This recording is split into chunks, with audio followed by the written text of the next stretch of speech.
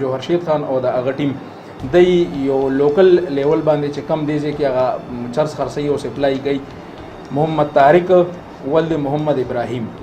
سکنا شابړه سراج آباد حال وینو غړی سردریاب.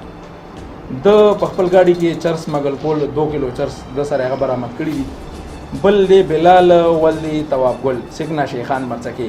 د لوکل چې کوم په دې کلو کې دا چرس خرڅيږي دغه د کول دی نیولې د قبضې نه 1110 ګرام چرس برآمد کړي دي. د دې ټولو خلاف مقدمه رجسټر شوې دي او په دې ټولو کې مونږ لګیاو ان شاء الله دا زما وعده ده د چارسدې دی عوامو سره چې دا ناسور به ان شاء الله مونږ د دې معاشرې نه ختمو. دا ټول بیل کیسونه دي او ناینسی سی چې په هغې کې عمر قید او سزای موت. کوم دا غټه کاروي چې کومه شوې ده نو دا خو دلته مونږ په دې ناکهبندۍ باندې کړې ده د دغه سره چې کوم انټرچینج سره چې کوم ناکهبندي ده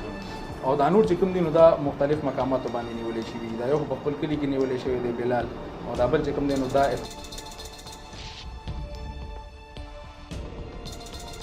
جی سے بوډۍ خو چې دا چرس ورته چا ورکړي دي نو هغه نامې زه نه لرم که نه 15,000